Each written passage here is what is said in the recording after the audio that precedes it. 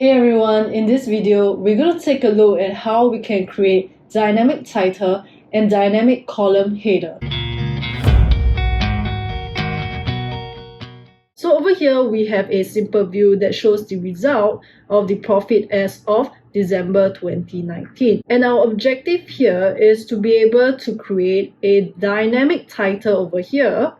And also in this table, we see that there's two columns that shows us the year-to-date of the current year and year-to-date of the previous year. But instead of using this calculated name over here, we want it to change when this report date changes. First of all, let's see what happens when we change our report date parameter. You see that the numbers change. The numbers change here because our year-to-date calculation has been set up based on this report date.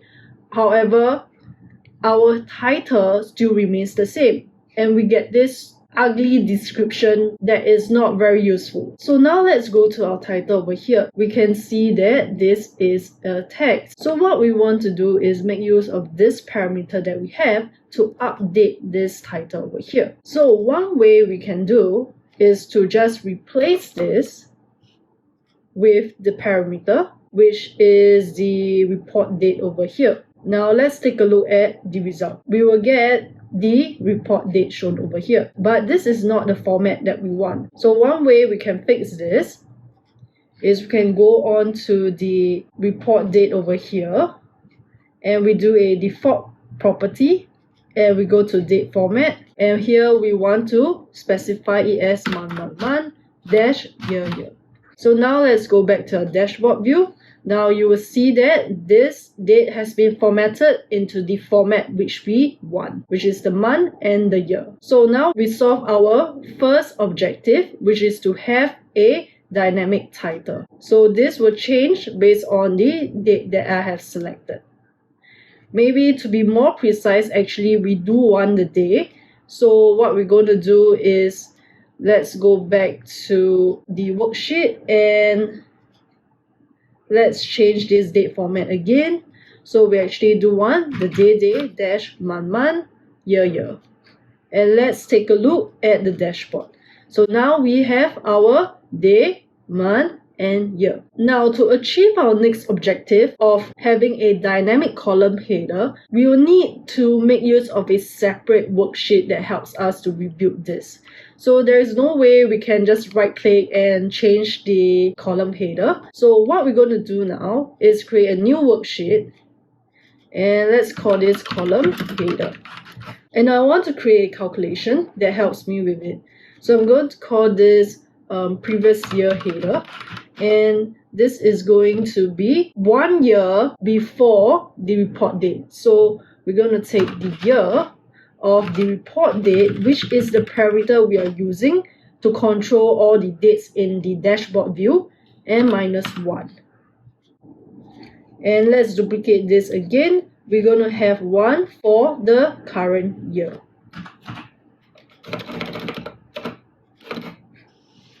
So the next step is, let's go back to this dashboard. So we also want to indicate that this is a year-to-date result. So let's go back to the column header worksheet over here, and we want to add a text saying that this is year-to-date. And of course, we have to change this to string so that we can concatenate with another string. And then let's do the same for the other header. So we also have to add a string first, and then we add a year-to-date. Okay, so now the next thing we want to do is to bring in this as a text.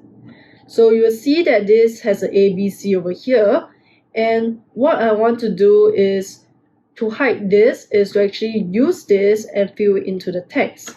Now I can hide all this header, and it will just keep the text. So I'm going to create 2 of this. So 1 for the previous year and 1 for the current year.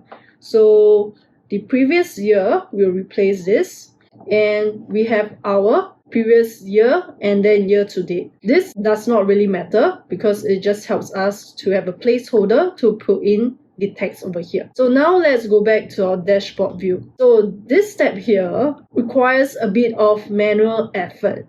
So what we have to do is try to rebuild the columns accordingly to this size over here. Now, what I'm going to do is to make use of containers. So I like to use a horizontal container, and I'm going to bring in all my column headers over here.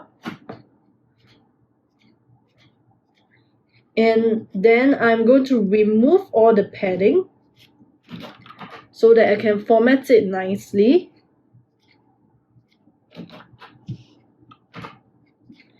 And over here, these two columns, which are not dynamic, we also need to create the column header for them.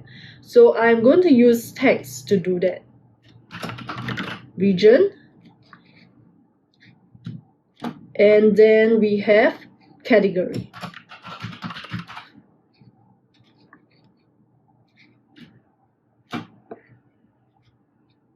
Okay, and then now I want to fit this to the entire view.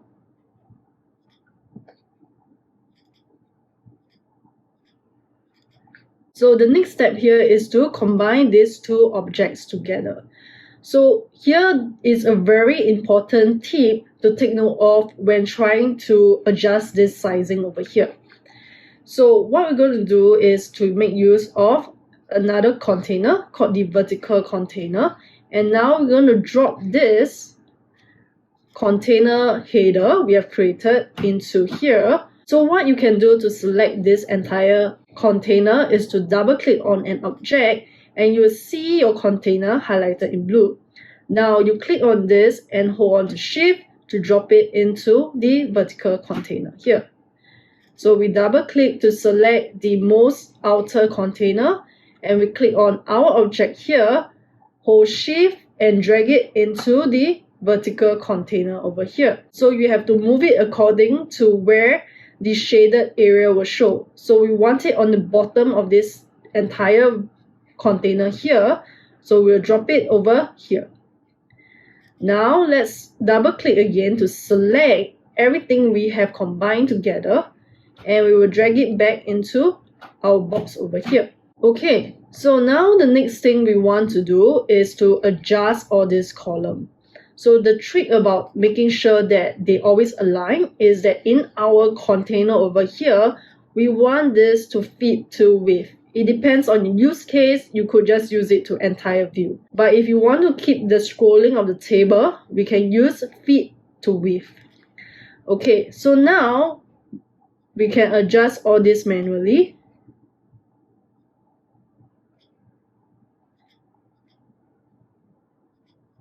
And we're going to hide the header of our table. And of course, we need to adjust all the padding again so that it looks like they are joined together.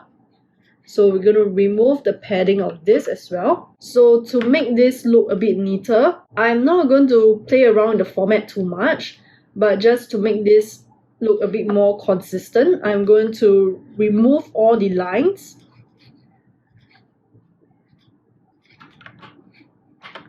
And maybe I want to actually right align this on the other side as well. We're going to right align this and there. So this will be aligned to our table numbers here, which is right aligned, and this is left aligned. So now let's take a look at what happens when we change our report date. So to do a demo of how this works, we will want to change this to maybe a previous year. Let's say 2018. And let's select a random date. And you will see that now this header changed to 2018 and 2017. So previously what we had was this y2date_cy and y2date_py as our header. Now we have 2018 year to date, 2017 year to date. And when our report date gets updated,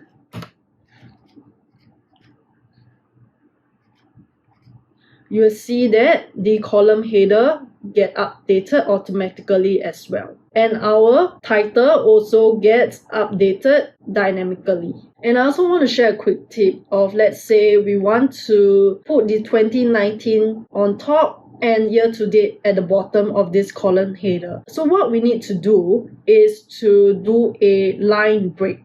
So how we can do this in Tableau is to go to the calculated field, and what we want to do here is to simply add a single quote, space, and then we do a single quote, and then we put a plus, and this should give us our line break. And let's do the same for the other header. So we have single quote, enter, single quote, plus. Okay, now let's go back to our dashboard view. Now you see that this is break into 2 lines over here. If you like this, do remember to like, share and subscribe to support this channel.